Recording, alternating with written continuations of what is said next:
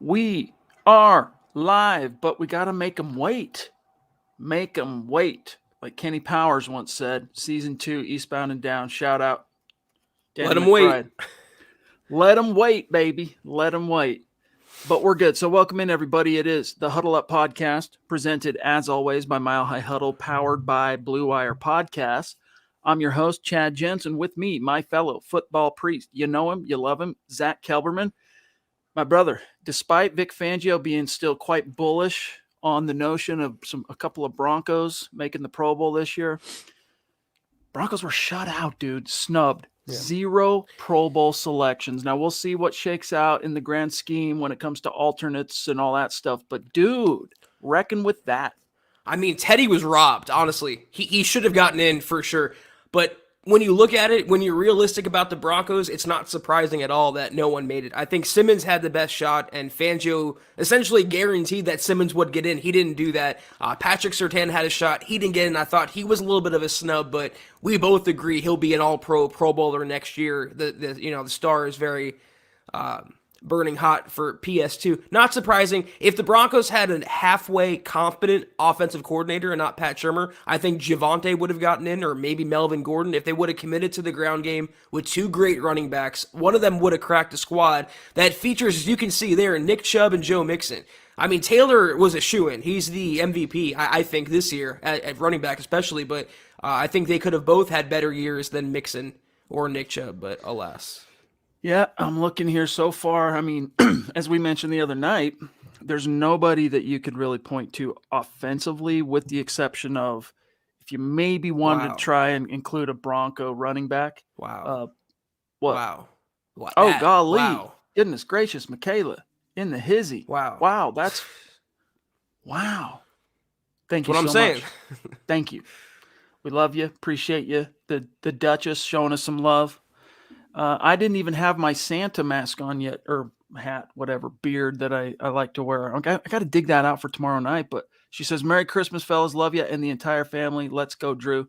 We love you too, Michaela. I hope you know that. We feel your love. Thank you. Michaela, you literally leave us speechless, and that wasn't me, saying that was completely on autopilot, considering your generosity. When I see something like that, it pops out to me, and that's my instinctual reaction. That's genuine. That's the genuine article. Michaela, you are the Duchess for a reason. I've been saying this for months now, but it's true. Thank you so much. Hope you and your family are having a great holiday season. Merry Christmas and a very happy New Year. Go Broncos indeed. Thank you. It's very overwhelming. I just hope you know, Michaela, that you're helping keep the lights on and little shoes on Theodore's feet. So thank you very much. I love you. Zach, real quick here. No one on offense. All right. We knew that going in. There was maybe a shot at a running back, but nah. You get to defense, though. Let's see. Let's just take a quick look at the safeties. Derwin James, Tyrann Mathieu. All right. Free safety, Kevin Byard. Okay. Corners, Kenny Moore from Indy. Again, these are teams, if you look at this, one of the common denominators here are that these are competitive teams that are probably going to be in the playoffs by and large, right?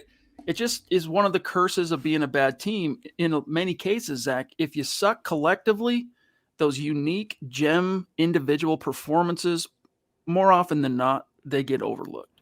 So we'll see what happens with Simmons.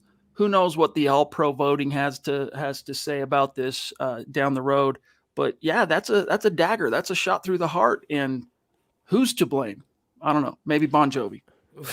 Well, as you can see there's the common denominator that this also gravitates toward veteran players. Unless you're having a tremendous rookie season, like a Micah Parsons who made the Pro Bowl at linebacker, it's hard for a rookie to crack that. So I think Patrick Surtain obviously has more upside than a J.C. Jackson or Kenny Moore who made the Pro Bowl, but it's just a popularity contest when it boils down to it, Chad. We both know, like I said, and everyone in Broncos country knows how good Patrick Surtain is going to be. We've saw glimpses of it. We see it every single week. And starting next year, I think All-Pro is in his future. Brutal. I'm trying to think when the last time the Broncos were snubbed straight out of the box for the Pro Bowl. If you guys can remember offhand, hit it in the chat. Tom, up in Canada, thank you, buddy. He says, Locke is not wearing his Broncos colors during his presser, and I have a new name for Teddy. Teflon Teddy, your thoughts? Um, well, I mean, in that criticism doesn't really stick to Teddy, and the reason why is because he's just such a great dude. Like Teddy Bridgewater's just a great man. He is, and but Drew not wearing his colors, I didn't even notice that today. I checked out the press conference, but yeah, Drew, Zach, he swears, he's telling you, I'm a better quarterback today than I was even this summer. Like being on the bench and all this, it's helped me. This week though, it's going to be different because I get to practice with the ones all week long. Can't wait. It's going to be my face they see in the huddle. All this. I'm paraphrasing him here, but he sounds excited. Fans mitigate expectations a little bit because that penchant has only, it seemed this year, Zach, been more extreme. And maybe it's because the sample size has been so much smaller. And maybe because of that, Locke has been pressing. And so you're seeing more of the face palms moments, even on the smaller sample size. But till we see it, yeah, I can't get too excited about Locke. But I am happy at least, Zach, that it's not going to be 3 yards, cloud of dust, 3-yard dump off, 3-yard dump off. Hope my guy can make a man miss. You never know if that's how Pat Shurmur wants Drew Lock to play, then that's how Drew Lock is more than likely going to play. It's the Pat Shurmur problem also. But, if Lock made these comments last year, I'd get excited. But after last season and what he's shown this year, it's like, bro, go out there and show it. Don't talk about it. Just go be about it. If you're a better quarterback, it'll come out on film. We'll get more into Drew Lock as the pod goes on tonight and tomorrow as well, prepping for the game. But about Teddy being Teflon Teddy, I don't really think that's true literally. I think that's true figuratively because Vic Fangio's comments today, so hypocritical, so outlandish, but so unsurprising when he said that Drew Lock may be starting, but as long as Teddy's healthy, it's still his team. He's still QB1. The guy's had 2 brain injuries in a matter of a couple months now. You're so worried about player safety. You called out John Harbaugh for the same thing, but you're going to keep ushering and forcing this quarterback out there who's been beat up the entire season rather than give your healthy young backup a shot. The bias is just so magnified right now. Chris Duvall, what's going on, big dog? He says, if number 3 goes off, Drew Lock, with like 4 tutties or something and wins all 3 games and makes the playoffs, Pat Shurmur and Vic Fangio better still be fired because he wasn't their decision. Hey, man, we'll see. If that happens, then there's going to be all kinds of unprecedented things to analyze there. But, guys, if the Broncos make the playoffs, Vic Fangio's not going anywhere. But it's a potential lose-lose, though, because I do subscribe to this. If the Broncos go out there and lose games with Drew Lock, Fangio's going to get fired. But if they go out there and win games with Drew Lock, it's going to come back to him and his call to not play Drew Lock and go with Teddy Bridgewater. I agree with you that a playoff berth would save his job, but it would further entrench him as being totally incompetent and ignorant, I think, when it comes to the offensive side of the ball. He has no ability or intuition to scout talent, and it's hurting the Broncos on a weekly basis. I thought this was interesting. Jake Marsing, those of you who are true OG MHHers can remember Jake used to be on staff here at MHH like 2014-ish through the 2015 season. First podcast, Zach, that I ever did was called In the Huddle. It was me, Jake, and Brandon Perna at milehighhuddle.com, and that was during the 2015 season. And then Jake, he went and took his talents elsewhere and then recently got out of the business. So I want you guys to understand when I'm about to read to you what he tweeted here, and I retweeted this because I thought he was right on the money. This is not something we've been discussing. I haven't talked to Jake in a while, but shout out to Jake if you're listening. He said this on Darren McKee, DMAC 104.3 The Fan. Little clip of Fangio today saying Teddy's the guy. There's nothing Drew can do. If Teddy's healthy, Teddy's the guy. Jake says, quote, I don't know if I've ever seen an NFL coach so publicly dislike and distrust a player on his roster as much as Fangio distrusts and dislikes Drew Lock. Zach, your thoughts? As I tweeted earlier, someone asked me about Fangio's comments. I said Vic loves Teddy and he dislikes. I didn't want to say hates. I think that's a little strong, but I said he dislikes Drew. Story at 11. What else is new here? It's been, if you've paid attention, it's been obvious the entire offseason, training camp, the preseason, when he made the call, during the regular season, the times that Teddy's been either ineffective or injured, Locke hasn't come into the game. He's been an afterthought. When you march a quarterback against Cleveland like the Broncos did, when Teddy was limping, he couldn't even move around. Him being out out there was hurting the Broncos by that virtue alone, and he still wouldn't go to Drew Lock. It was apparent right there. I agree with the premise. It's rare that it's so blatant. He doesn't even try to hide it anymore. It's transparent how much he dislikes Drew Lock, but it's not surprising if you followed the breadcrumbs the entire year. It's not even so much what he says, right? It's how Vic says things. Let's grab this message here, this star comment from Mike Reno on Facebook, and then we'll do a quick update on where things stand on our Facebook contest. Thank you, Mike. He says, Drew has the opportunity to make this season right with good play this weekend for his sake. If he can play smart and stay with the open guy, it's going to be a great game. And if he can just not turn it over, man, he just can't turn it over. Mike says Vic doesn't care about anything but his job. At this point, that has to be his. I mean, that was clear when the decision was made because, again, nothing against Teddy, but it's not like Teddy came in and was transcendently better than Drew in training camp. And you could have always gone to Teddy, and who knows where we'd, pardon me, where we'd be today. But real quick, Zach, 250,000 stars is our goal on Facebook. When we reach that goal in the month of December, we're going to raffle off a Broncos jersey of the winner's choosing. And the only people in the running for that raffle, of course, are those who contributed to the goal. Right now, we are at 55%. So we got a little bit of ground to make up. But I'm confident that in this last 9-10 days of the month, we can get there. Who's in the running? Who's going to have the most tickets in the hat? Well, thankfully, Facebook keeps track of that for us. Miguel, now the number one seed, Zach. This is really cool to see the power rankings and how they shift. Travis Weber at 2, Mike Ronquillo at 3, Shane Daniels 4, Lawrence Rivera, Doug Raquel, Andrew Baker, Stone Carranza, shout out Stone, Peter Middleton, and Tim Hoffman with guys like Yvonne and Tarbox and Lampe and Mike Reno just outside. So much love to you guys. Thank you. And we'll update Super Chat later today too. Can I say, remember even Steven? How ridiculous does that sound now in hindsight that Fangio was touting? It was 50-50, it was right down the middle, and all along as it's come to be, he's preferred Teddy and really gravitated toward him despite Teddy. You mentioned him being, no slight against him. Well, there's, I think, many slights against Teddy Bridgewater. He's really done nothing to move the needle. Has he been better than Case Keenum?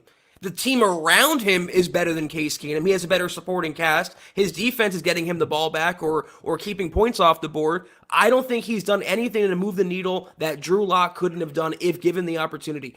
Not making mistakes is one thing, but with that comes a lack of playmaking, of lack of touchdown ability. You saw when Lock came into the game, he immediately uncorked a deep ball for TP down the middle, touchdown.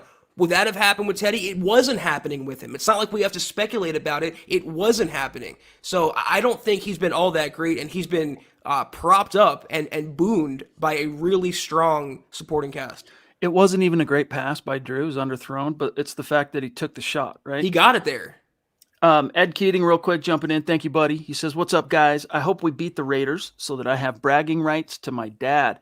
Bro, how did you end up a Broncos fan if your old man is a Raiders fan? You'll have to tell us that story someday. Finally, I get to see what Lock can do. I'm wearing my Lock jersey for the last time. Thanks, guys. Denver Broncos for life. Zach, on that topic of Drew and what you brought up about kind of the ridiculousness of what we heard from Vic, this faux competition, it's even Steven, right? He was literally asked, and forgive me, I can't remember exactly who it was today, which journalist asked the question, but he was asked, hey, Vic, during training camp, through the whole 9 yards, all we heard about was even Steven, they're neck and neck and all that. What was it about Drew Lock in training camp? What did he do well to make you feel like he could have won the job? Like, why was it as close as it was? What did Drew do? Quote, this is Vic. I thought he had a good camp. We split the reps pretty evenly, as you know. I thought he had a good camp. It showed in the preseason games that he played. I think with this week's worth of practice, hopefully we'll see the guy that we saw in camp and in the preseason games, close quote. Doesn't answer the question. That's all Vic Fangio ever does. He's either shirking accountability and responsibility or just deflecting and dancing around a question. He didn't specifically name what good qualities Drew Lock put on film that would make it even Steven, or the fact that he was in the competition to begin with. They could have gave Teddy Bridgewater the job when they traded for him, but they didn't do that. They had this faux competition, this dog and pony show, and all to give Teddy the QB1 job, but answer the question. Either state on the record what Drew did well specifically or what he did not do well and what you want to see him do better of now that he has a starting job again. But he can't do that because, again, he's ignorant to that side of the ball. Tim Hoffman, what's going on, big dog? He says, Drew will be giving it all he has this weekend to prove himself. Make it or break it. This should be fun to watch. Go Broncos.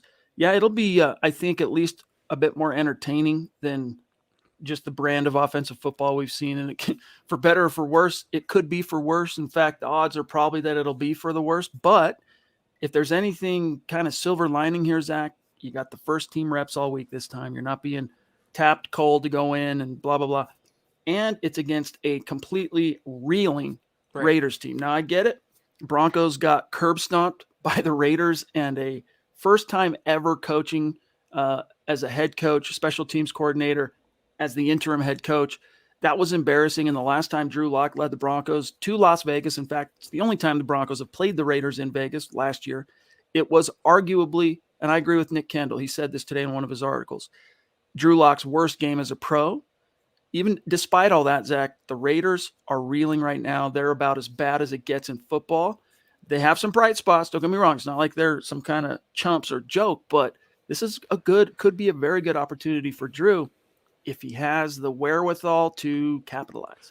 Well, I expect a lot of YOLO balls on Sunday because the Raiders lost Jonathan Abram for the season now. He's having shoulder surgery, so that a bad secondary got a lot worse with his absence. And if the Broncos don't take deep shots, I mean, I wouldn't be surprised, but they'd be doing themselves a wild, disjustice. We're making up new words on Huddle Up podcast every single week. But that's, I think, what Drew Lock has to attack is that secondary. And if the Broncos defense is going to go toe-to-toe, I like this matchup for the Broncos. But you mentioned at least the games being more entertaining, more fun. If they're going to lose, if they do lose, at least lose with some excitement. At least let the game be interesting. You know, they lost to Kansas City 19-9. I'd rather have that game have been 30-29. So if they're going to go down, at least let's grab some popcorn and enjoy it. Juero Vidal in the house. Thank you, buddy. He says, almost busted a blood vessel when Luke said Locke didn't deserve to start and he wanted to see Brett Rippon start. LOL. Hope you guys have a Merry Christmas. You too, buddy. Merry Christmas. Happy holidays to everybody. Guys, there's a lot of, first of all, before this season even started, there's a big contingent, both in the fan base and media, that were completely off the Drew Lock train. They just, last year, for whatever reason, combined with kind of his, I say antics, but I don't say it in a way as if he's ever been some kind of off the field distraction, but just kind of his persona. There's a lot of people, Zach, that were off that train. And then his 3 exposures this season, it's just not really been good. He had 1.5 drives where you kind of sit up in your chair and go, okay. Everything else from Drew in the regular season of 2021 has been categorically not good. So if Luke wants to see Brett over Drew, he's entitled to that opinion, and I can at least understand it. Yeah, that's what I was going to say. Everyone, we might disagree or everyone has their own thoughts. It's not like politics, Everyone's entitled to their own opinion, though. That's what makes this country so great. But there is a sect of Broncos country, and I guess some of the media as well, who would rather Anthony Gordon, the new quarterback they just added to the practice squad, former Washington State Cougar and former Chiefs practice squad guy or offseason roster guy, they'd rather him start over Drew Lock. That's how, is there another word than delusional that sect of the population is? I don't know. Well, and I got to make this clear. I'm not saying this I've never picked up from Luke anything about locked derangement syndrome. But on the topic of just kind of the outsized, out of proportion shade that gets thrown on Drew, locked derangement syndrome is a thing. And yeah, Gabriel, they hate us because they ain't us. All right. That's absolute truthful. Miguel says, what's up, fellas? Can't stay. Gonna watch later. Let's reach the goal. Go Broncos. Thank you, buddy. Appreciate you very, very much. I know that's going to help a lot. Colin is saying, look, Pro Bowl is so irrelevant. The really good players skip it anyway. Yeah, it's not about, here's the thing. The Pro Bowl, guys, it's not about getting to watch the best players compete. When I was coming up, even in the 90s, late 80s, early 90s, man, I loved watching the Pro Bowl. It wasn't quite the same level of intensity as a regular season game or whatever, but they tried, man. They were really out there gunning, and it was always fun to watch. But the last 20 years, I'll say, Last 15 years, the Pro Bowl has been, it's just an accolade. Why is it important? Shines a little light on your team, shines a little light on the individual players. And guys, it's one of the key factors, key accomplishments, feats on a player's resume, Zach, that helps them get paid. It's a barometer. It's a litmus test. It's one of those type of deals. And so it's always noteworthy if you don't have 1 out of 53 guys that makes it to the league all-star game. Like, that's telling. It used to be fun when they had like the Pro Bowl skills competition back in the 2000s. Now they have like Nickelodeon Slime Time Live coming on the field. It's so ridiculous now.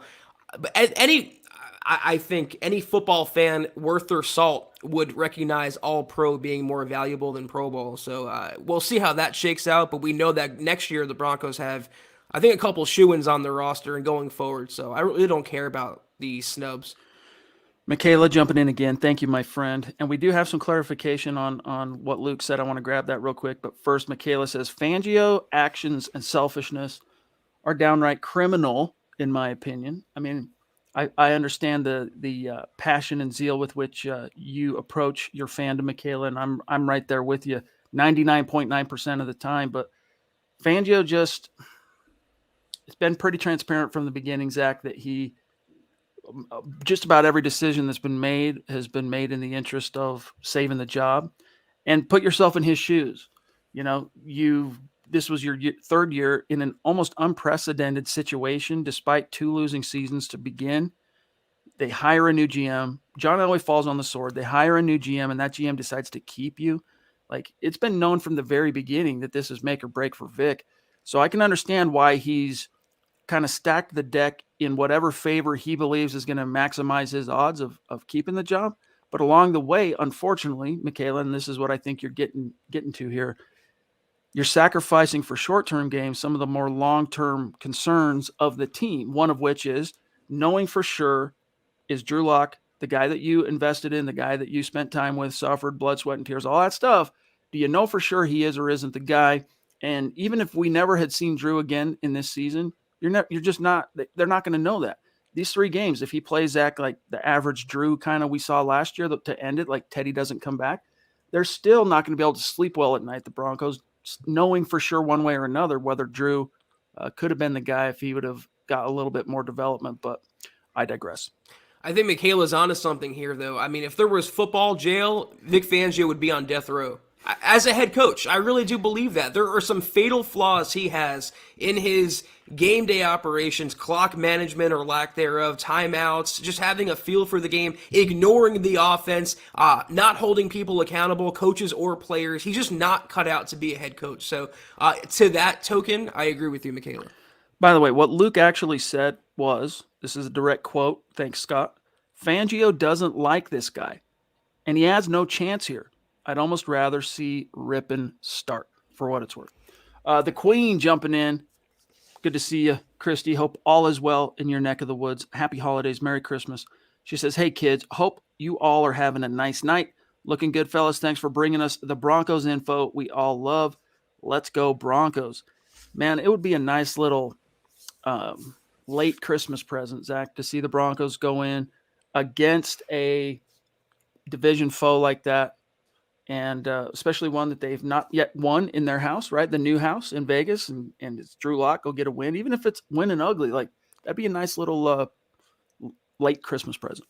Would it, though? I mean, it would move Vic Fangio one step closer to returning next year. It would hurt the Broncos' draft positioning. It wouldn't usher in any change, the change the Broncos need. I think it'd be more like a lump of coal than a gift.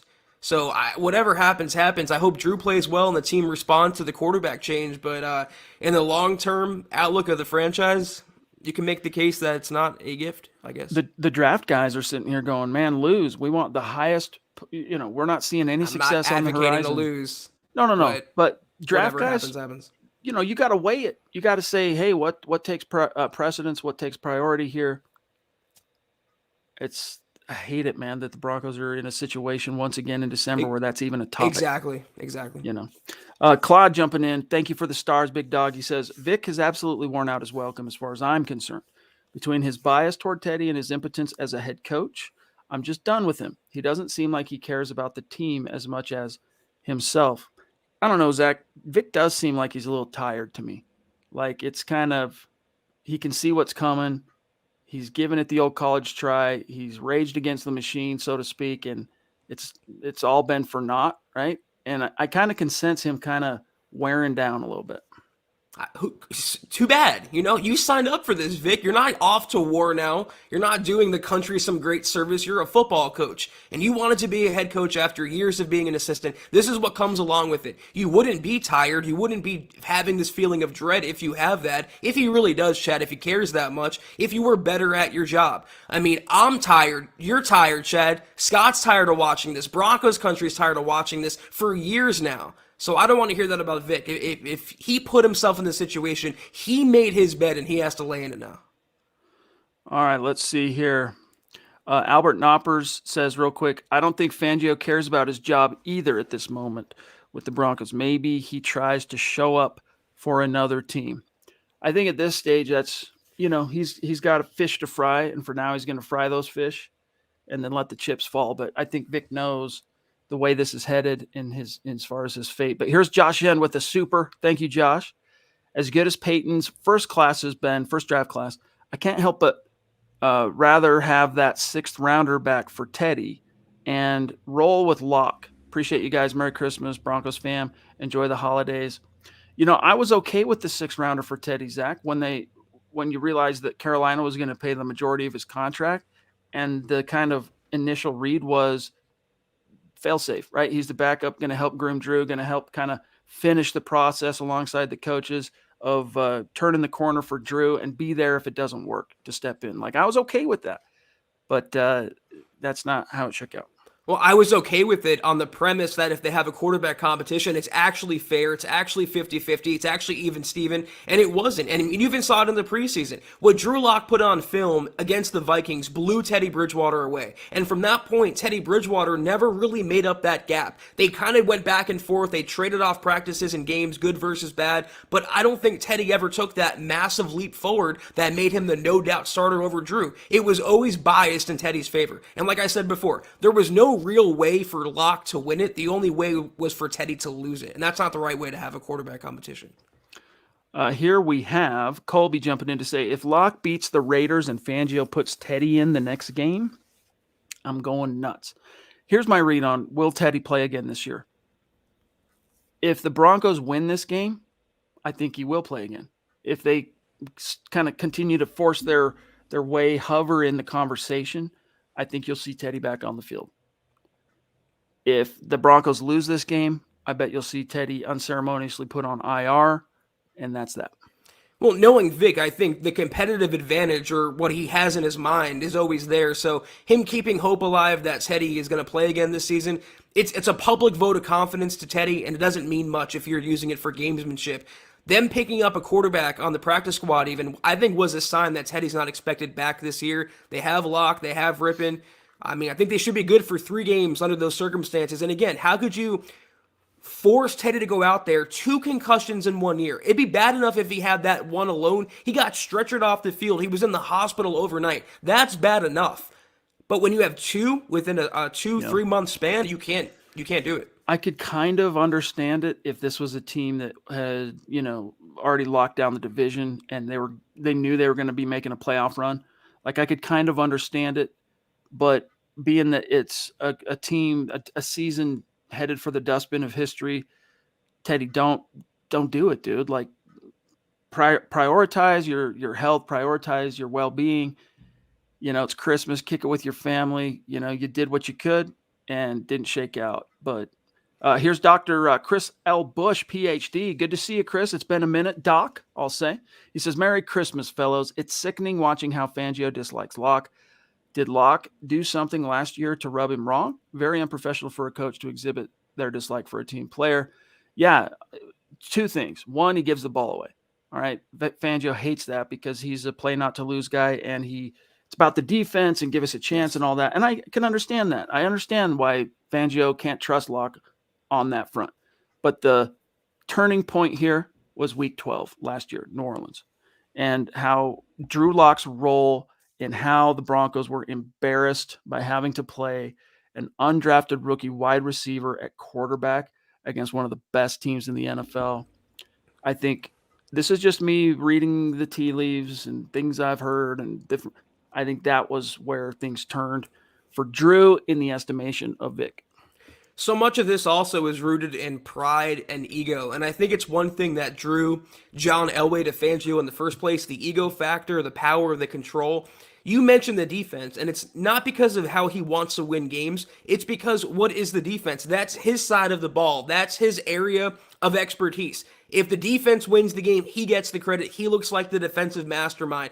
So he's become a way more of an egotistical guy than the guy who got up there in 2019 and preached no death by inches and was the Uncle Vic kind of character who loved meatballs. It's a little deeper than that. He's really all about power control, pointing the finger at everyone but himself, shirking accountability. That's the earmarks of Vic Fangio's head coaching tenure. Those aren't good ones to have.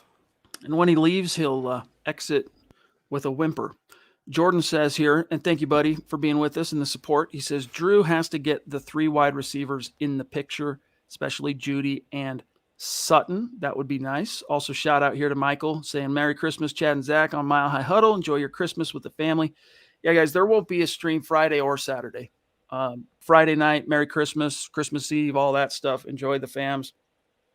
Same for Saturday. There won't be any evening live streams, but in that ensuing week, Sunday we have the game, and we're looking forward to that. Huddle Up Pod will be back for that, plus Kelberman's Corner at halftime, and we'll find a way to make up for the lost content on between this Saturday and next. So, and Stone, thank you, buddy.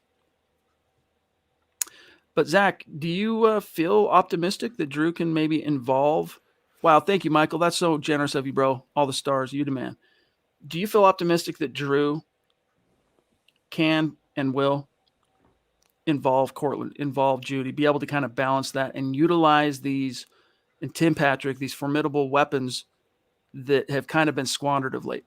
Well, he came into the game cold and hooked up with TP on a long touchdown pass. So as long as he can get the ball out there, just go up and let Cortland Sutton do what he does best, for example, which is either draw a DPI or maul the defensive back in coverage and come down with the catch. So throw it up there. Get the ball in Judy's hands. Quick hitters over the middle. That takes arm strength. Same thing for the perimeter to TP. Get him the ball and let him do what he does best with his sure hands. Noah Fant, he had great rapport with him as well in 2019. It should be a boon for the passing game, but we never know with Pat Shurmur. We never know with Drew Lock what he's going to do, Chad. Well, the only thing I can say, the last time we saw Lock versus Vegas, they should have won that game because of him. It was last year's season finale. The offense should have won that game. They put him in a position to win that game. Didn't Jerry Jeudy have like a 92-yard touchdown in that game? A long touchdown. Yep. He got him involved. It was the defense and it was the coaching that lost the Broncos the game. So going off that, they could score some points. They could beat Vegas, but we never know with this year's team. They are that inconsistent. Now that I think about it, I think it was the game before. I want to look at his now. Now that's going to bother me. Game logs. It was a long one, though. It might not have been the 90-yarder, but I think it was like 92. 72. It was 92 yards, yeah. That game was where'd you go, Jerry? I'll find it here in a second. Michaela wants to know with another super. Thank you, my friend. Any chance Locke looks good and Joke Fangio still gets fired? Yeah, I mean, it's kind of like the last game of the season last year, right? Drew played pretty good, like gave the Broncos a chance. The defense, after kind of carrying things all year, it was the defense that kind of ended up caving in and they lost that game. If it's that type of deal where Drew plays well, valiant effort, still that can't quite get over the hump, either way, if they don't make the playoffs, Fangio's gone. And if Drew played well, Vic's still gone, but I don't think that's going to really save Drew as far as the way he's viewed by the front office post Vic. Well, I think there is a scenario where this played out like I just laid out in the finale last year. Locke looked good. The offense looked really good. And as Bama reminds here, it was like a 23-yard in route. He hit Judy in stride. I remember Judy breaking and running away for a long touchdown. It might not have been the 90-yarder, but I know it was a big game. And regardless, Drew Lock did enough damage against that Vegas defense. You were right, Zach. You were right. It was the season finale. against I the mean, Raiders. so going off that, there's no reason why he can't replicate that. But like we saw, there's a chance that the Broncos defense could melt down against Derek Carr. There's a chance that Vic Fangio can call timeout for them. Wasn't it on 4th and goal to win the game? He calls timeout for Vegas. These are the things that Vic Fangio brings to the table that hurts the Broncos a lot more usually than quarterbacking or any other factor that we talk about. Clayton, who recently became a paid subscriber on Facebook, wants to know, who do you guys think made the biggest impact on the team? You know, the biggest, you'd have to quantify that. But I think the heroes of this season are Justin Simmons, Pookie, Surtain. I'm going to throw in Baron Browning. And Coop. I Stepping don't know. in for Vaughn, stepping in for Chubb, I mean, that takes, for a 7th round pick coming off a heart issue. Yeah, I mean, he's definitely outkicked his coverage in my estimation. I don't know. I'd say Draymond, but Draymond's starting to turn the corner. He's now leading the team in sacks, so that's good. Yeah. You know, that's something to hang your hat on. But Malik Reed just hit the roster again today, coming off the CV reserve list. But offensively, it's Pookie, pretty much, period, end of story. The quarterback has not been able to involve enough of the other great skill position guys to really take that. But Lawrence here says, hey, guys, Merry Christmas. Did you guys ask for anything? Actually, but what's your answer for Clayton? I just wanted to chime in. I would give Cushionberry some love because he never gets talked about, and I mean that. He never gets praised, but you never hear his name being called for a penalty that much either on game days, and he's played every single snap since being drafted. I know he's not an all-pro center, but he's taken a big step forward, and I think he deserves a little love. Lawrence, appreciate you, bro. He says, hey, guys, Merry Christmas. Did you guys ask for anything? But what do you want to happen looking forward to next year? What I ask for Christmas every year is health and happiness. And as long as myself, my family, and people I care about, and that includes y'all, as long as we got the health and the happiness, then come what may, we'll be able to overcome anything life might throw at us. He's a new year, new Broncos. Needs to happen soon, but I'm scared. I'll try going cheaper, and it'll just get worse at coach. Zach. As you're wearing a Me First shirt. Just messing around. Me First in the gimmies. Nice. Band. Yeah, honestly, what I'm really hoping for, and I hate to advocate for people to lose their job, but I feel like it's worthy. It's for cause in this situation. I want the Broncos to retool their coaching staff and their quarterback, some of their roster as well. But start with Fangio, work your way down, get a new head coach in the building, a new offensive mind and scheme and mindset in the building, and let the Broncos talent take it from there. So that's what I want for Christmas. On that same question from Clayton, this is a fair point from Scott real quick. The biggest impact, not always positive. What about the disappearance of Bradley Chubb when he's been on the field? Like, I think the most positive thing, Zach, I've said about Chubb all year in his, albeit, few exposures, was last week in that loss. I thought he did well to set the edge.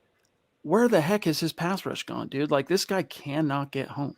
Like, has injuries sapped him of what he had? Because we saw him in 2018 as a rookie, 12 sacks, one of about 10 players ever to get that many sacks as a rookie. Gets a Pro Bowl last year. Have the injuries taken its toll? And is it just a short detour, or is this just the guy he is now? Well, we don't know that. We don't have a crystal ball. We'll come to find out next year. That'll be the true test, assuming he stays healthy. But I think literally he's broken down because of the injuries, but also mentally, psychologically. I don't think he trusts his body anymore, Chad. I mean, consistently year in and year out now, he's missing time because of injuries, his lower body especially. So he strikes me as kind of, I don't want to say mentally soft, but I think he can get in his own head as a player, and he can be one to be prone to psychological mishaps. And I think the injuries have taken their toll to that extent as well. Good against the edge, but I don't think he trusts his lower body for the explosion he needs to be a capable pass rusher. You're right. 2022 will, in fact, be the referendum on Bradley Chubb. That'll be his make or break, playing on his 5th year. Tim Hoffman says, Vic said, even if Locke wins this week, Teddy's our quarterback. I hope Drew goes out and gets revenge and whoops the shiz out of those faders at their house. It'd be great to see, man. It probably ends up being all for naught and factoring very little, Zach, into the grand scheme of things, but it would be a nice little post-Christmas present. Well, what's going to happen because the Broncos lost to a quality team? This is a beatable opponent. They're probably going to win this game and get Broncos country all excited and talking postseason once again, and then go out against the Chargers and lose, and we start the cycle all over. So whatever happens, happens. I hope the team plays well. I'll always root for a victory, but there's a big chance the Broncos lose this as well and get swept by the Raiders for 2 years in a row. It's pretty sad. Michaela, I'm not going to flash it, but her new nickname for Teddy, that made me chuckle. Guys, here is the updated Super Chat Superstar rankings for the contest in the month of December. This is only for our Super Chat Superstars. Similar to Facebook, the contest is top 5 finishers on Super Chat in the month of December. Those 5 names go into a raffle, pull it out, pick a jersey, a Broncos jersey of their choosing. Here's the power ranking. DWI guys at the top, followed by the Duchess at 2. And she might be in 1 by the time tonight's episode, because tonight's episode doesn't factor into this. Christopher, this is a newer name, Zach. Christopher Gaspari, who jumped in from the top rope very recently at 3. Naj Altaf, legendary Mount Rushmore superstar, at 4. And the Queen at 5, followed by a few names also legendary. Chris Hernandez, Mark from Georgia, Mark Langley, Kayaka, Malachi Smith. So anyway, that's the top 5 as it currently stands on Super Chat. Appreciate you guys. Jermaine wants to know, Zach, who's the next coach and quarterback? Let's talk about that. And John Elway has to go. Time to let this dumpster fire go. Well, you're not going to have to wait too long for that, buddy, because his contract is done after this season. And old man Elway, I think, Zach, barring some kind of ownership bid, putting a group together to win the Broncos somehow, I think John Elway, this is it, when he truly, once and for all, rides off into the sunset. Yeah, so it's going to be Peyton's, hopefully his call as to who the head coach is, and in conjunction with him, who the quarterback is next year. I mean, we're hearing Chad, Dan Quinn is a possibility, Doug Peterson. They can go the younger route for someone like Brian Daboll, Kellen Moore, Greg Roman. I don't know. The more we get asked about it, the more I'm thinking maybe Peyton does go for an experienced guy, a veteran guy, not a first-time guy. They tried that with VJ. They tried that with Vic. It didn't work out. Maybe they go back to the retread well with someone like Dan Quinn or Peterson, like I mentioned. It would depend who the quarterback is.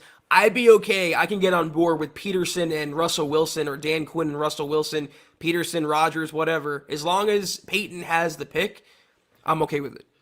I mean, you could make the argument that Denver's most legendary and successful head coaches were retreads. It was their second opportunity. I mean, you can look at Chubb. That was his second go-around. John Fox, second. I want that guy, though. If he comes available, that's my guy right there. I don't think it's going to happen. They won, I think, 5 or 6 games in a row, something like that, but that would be my choice. Kyle Shanahan. Yeah. Mike Shanahan was a retread. I can't remember if – let me see here. Red Miller.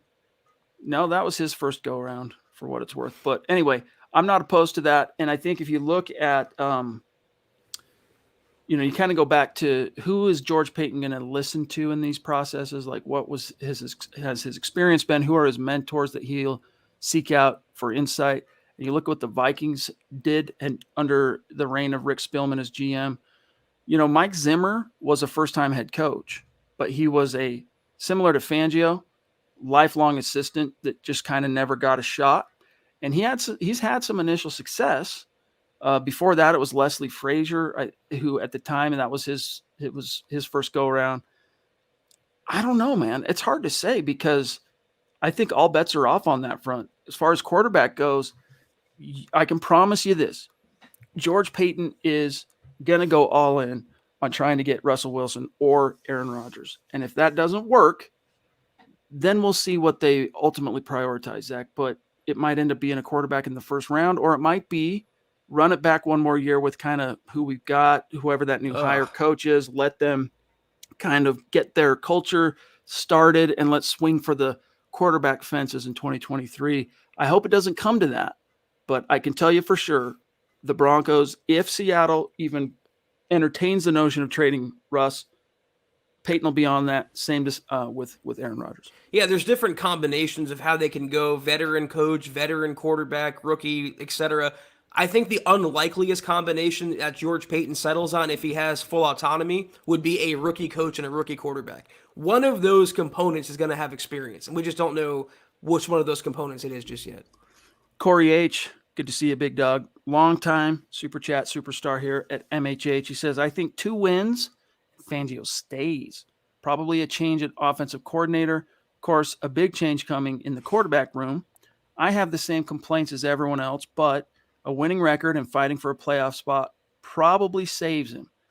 I don't see it, dude. Not after the history he has, right? Like, it just isn't enough.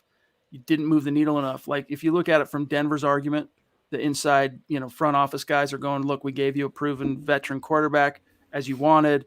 Now, we drafted a corner to fit a huge need for you.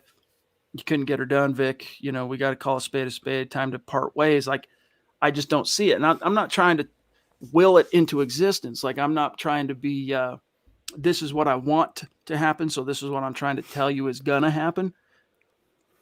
It's playoffs or bust for Vic. However, Zach, here's a curious wrinkle, all right?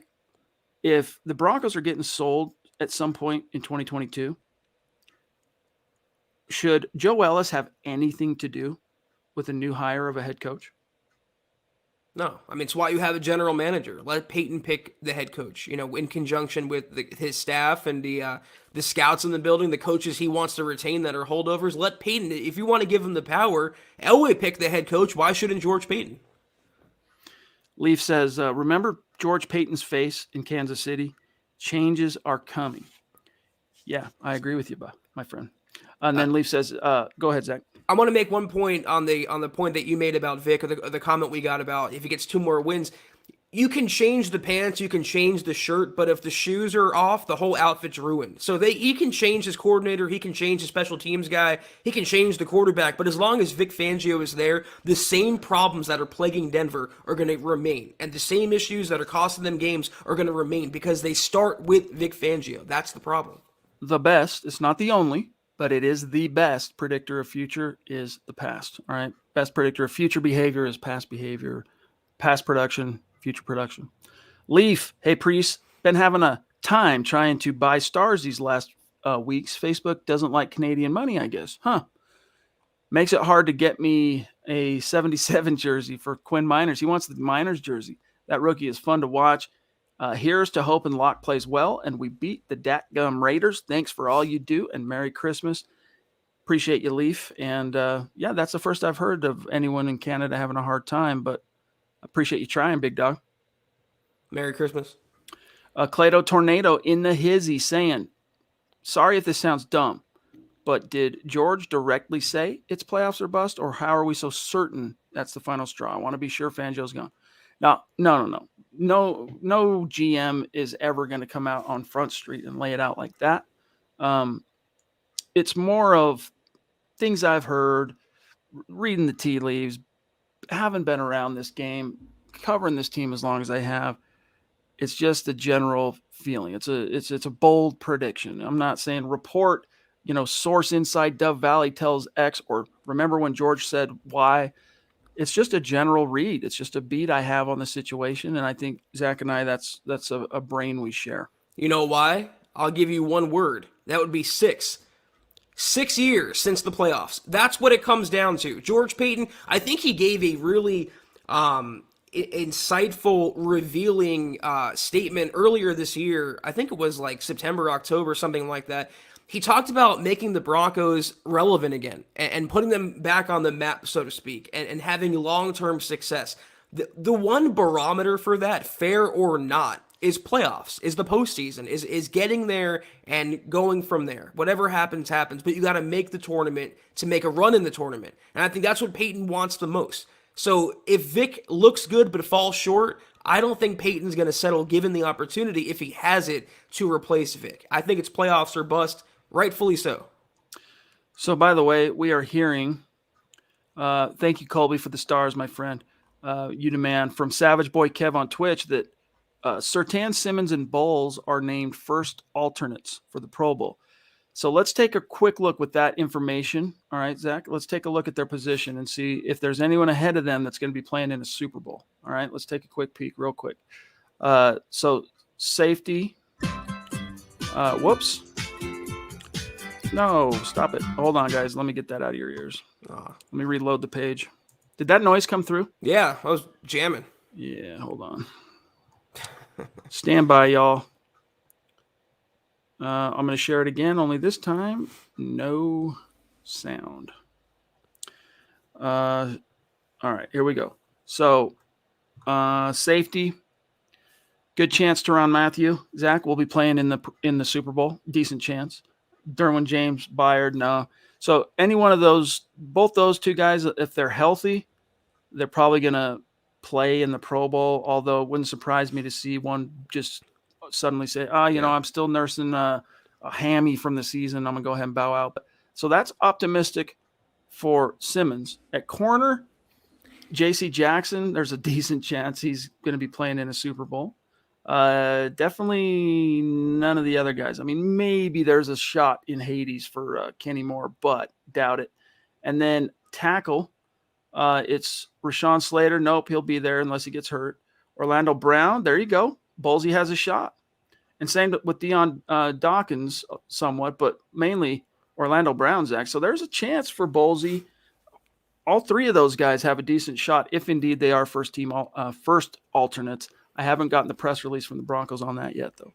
I mean, y'all are going to hate me for this, but I don't put much stock in Pro Bowl to begin with, and certainly not first alternate. I mean, that's like the ultimate participation trophy in the NFL. Yeah, but you know what, Zach? That's if they get in on they don't get in when they're listed as a first alternate and don't get to play. But if they get in after being a first alternate, someone bowed out and they actually get to participate in the game, that Pro Bowl goes on their resume. So isn't that how Teddy made it, though? It is. Yep. I had, it kind of pains me to call Teddy Bridgewater a Pro Bowler that year if he kind of backed his way in, and knowing what we know about him now. I guess it's good news, but the NFL is so under siege right now with the CV, Chad. I don't know if they're going to even have the Pro Bowl come February, whenever it is now. So I hope they do get in. I think Simmons had a shot. Surtain had a shot to make it. But again, Javonte, if they would have had just halfway competent coordinating and play calling, I think he would have made it as a rookie. All right. Michael Ronquillo for Demarius Thomas, 12/25. Of course, it's his birthday. Appreciate that, Mike. And it's still been kind of somber. Just today, I was watching a couple of DT videos on YouTube while I was busy going about my work, just kind of listening to a couple of his interviews and highlights and things like that. It's still pretty unreal that he's no longer with us. So RIP, thoughts and prayers to his family. Yeah.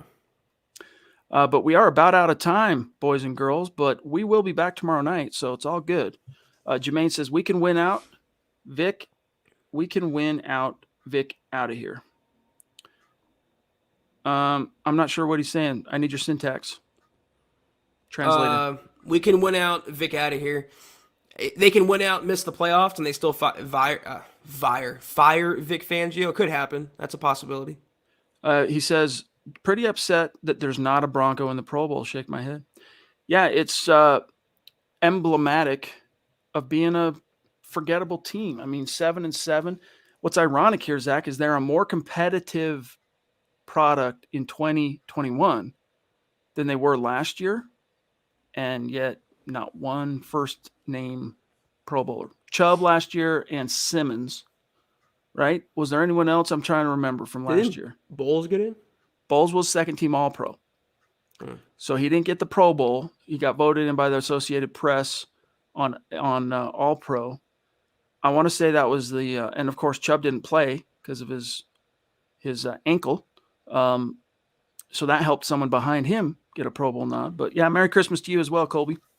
I kind of don't think Bowles deserves it, honestly, to make it this year. He's been really, I don't know. I don't want to say the old Garrett Bowles, but he's reared its head a couple times. And I don't know. I'll say this. Tackle is, it's a hard job. If he hasn't been the liability that he was his first 3 years. Last week was really the only instance that I can recall off the top of my head, Zach, of me kind of having old Bulls, Garrett Holds vibes. And when he's been on the field, he did miss a little stretch there with an injury and then the virus. When he's been on the field, I think he's been a very competent left tackle. Is he like locking dudes down? Ryan Clady? No.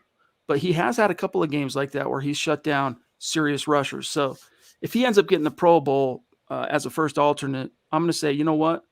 There you go. That's just karma getting you back for being snubbed in 2020 because he was deserving of it in 2020. At least it would make the contract look better. For sure. The Queen says, based on what Peyton said about Vic being the reason he wanted the job, I don't know if he's fiddling with the idea to replace him yet, which is scary and maddening. I feel you, but that's one of those things, we've told you that we feel like by and large, he's a pretty straight shooter, George Payton, but he is a GM. There is going to be GM speak. There are politics. All right. And he's got to be an ambassador of sorts. And that's one of those talking points, Zach, that I truly believe was straight talking point. It's just straight up PR, blowing smoke. When he gets fired, Vic Fangio, I hope George is asked about that. I hope he is. Well, it would reflect well on Peyton if Fangio would have done well this year or, will do well if he makes the playoffs. It would look good for George Payton as a rookie general manager. And at that point, when he made those comments, the Broncos were in the thick of a early season playoff run. It looked like they were going to break the spell and Fangio was leading the charge. So I agree with you. It was all GM speak. It was a lot of cliches and stuff you had to put out there from an optics and PR point of view. And it's pretty savvy, actually, for a first-year GM to know and have the wherewithal to treat the media that way and sort of manipulate the narrative to get them to believe what he wants them to believe, not necessarily what he truly believes. Hey, Mike, appreciate you, big dog. Appreciate all of you for being with us tonight. Javante could get to 1,000. He's at 815. I think he will get to 1,000. I think the Broncos will really try hard to get one of them over the top. But, guys, that's got to do it. Zach, if you want to go through our matters of business, I'll see how we finished on Facebook. We'll see you guys tomorrow, of course. Yes, sir. Guys, that was the Huddle Up podcast. In the meantime, until tomorrow night, be sure to follow the podcast on Twitter at Huddle Up Pod. Follow the main account on Twitter at Mile High Huddle. Follow Chad on Twitter at Chad and Jensen. Follow myself at Kelberman NFL. Follow Scott on Twitter at Scout Kennedy. And if you haven't, go to huddleuppod.com right now and get yourself, as you can see, I'm wearing a hoodie. Get yourself, as Chad's wearing, a hat, coffee cup, beanie. A lot of goodies in there at huddleuppod.com. Right in time for the holiday season, or I guess a little late now. But Facebook.com/Mile High Huddle. Hit that big blue button. Become a supporter. 3 exclusive shows at your fingertips. Kelberman's Corner, Broncos Book Club, and Trickle Zone each and every week. $5 a month. I promise you it's worth every penny. Also, Facebook.com/Mile High Huddle Pod. Like that page. Follow that page. And if you haven't, guys, buy now. Go to Apple Podcasts and leave your football priest a 5-star review for a chance to win, again, a hoodie, hat, etc. each and every month. But if you can't do those things, do these 3 things. Subscribe, like, and share this video and every video you see on the MHH channel. Helps us grow and reach more Broncos fans just like you. Shout out to the top finishers on Facebook tonight. Michael at the very, very top. Very generous of you, my friend. Really appreciate you. Same with Tim Hoffman. Jermaine, really fighting his way into these power rankings of late. Miguel, Lawrence, Leaf, Colby. Looks like Leaf, you found a way, big dog. Appreciate that. Stone, Claude, Mike, Jordan.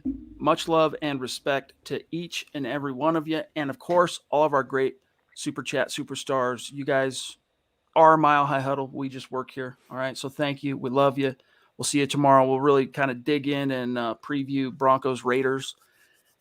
Kind of see what the head-to-head looks like now, Zach, where these teams kind of met a little bit early in the season. Now here you are down the stretch. You got more of a sample size. So when we look at these head-to-heads, there will be a more meaningful takeaway at each and every point. So look forward to that. Until tomorrow, take care. And as always, guys, go Broncos.